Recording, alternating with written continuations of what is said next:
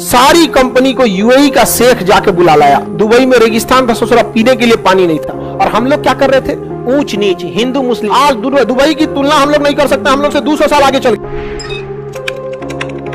अब देखिए यहाँ की कंपनी अब भागना चालू की, अब यहाँ की कंपनी भागना चालू की सब, लेकिन हांगकांग में कंपनियां गई क्यों थी? क्योंकि वहां टैक्स में कमी थी, वहां उनका अलग कानून था कंपनीज के लिए, जो कंपनी के फेवर में था। देखिए कंपनी को हर चीज ध्यान रखना होता है।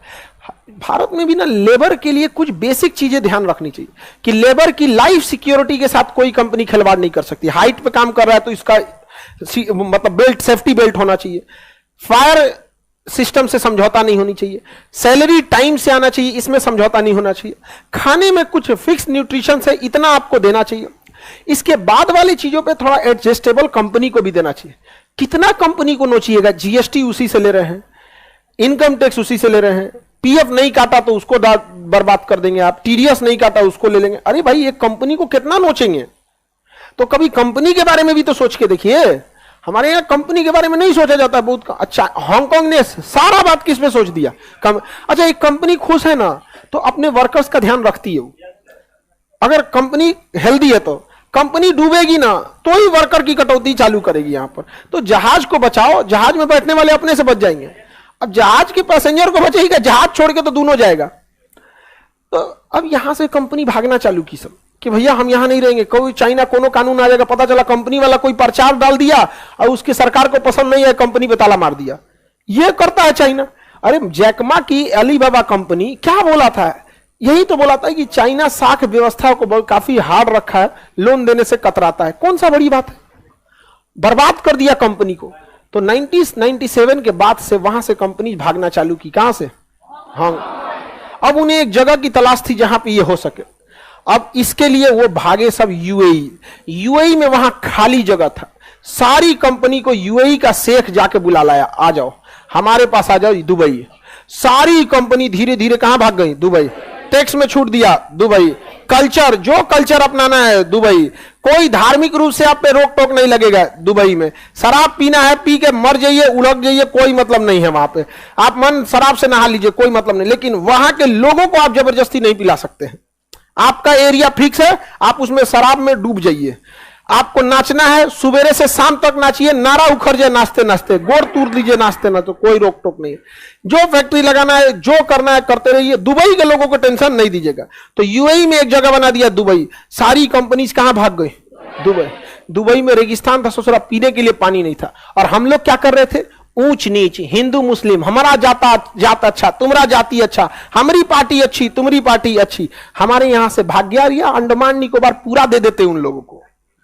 अंडमान निकोबार उनको इजी रहता है यहां से यहां शिफ्ट होना। यहां पे आज दुबई कहां चला गया? आज दुबई की तुलना हम लोग नहीं कर सकते, हम लोग से 200 साल आगे चल गया। दुबई इतना आगे चला गया कि वहां जाने के बाद लोगों को लगता है यार इंडिया का भी इतना आगे जाएगा वहां पे। दुबई का देखते हैं, यहां से जितने बड़े बड़े लोग जाएंगे तो दुबई में जाके अपना क्या नहीं खुल रहा है जी।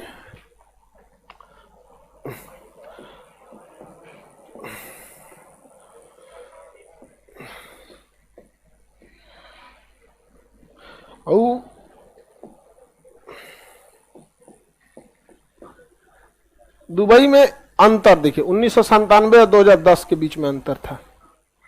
कहीं अंतर है जी? ये रहा देखिए,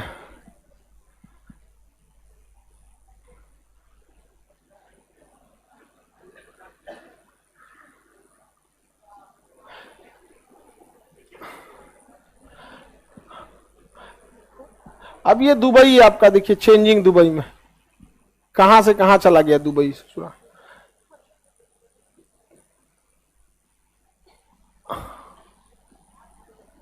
कहां गया जी दुबई? ये रहा।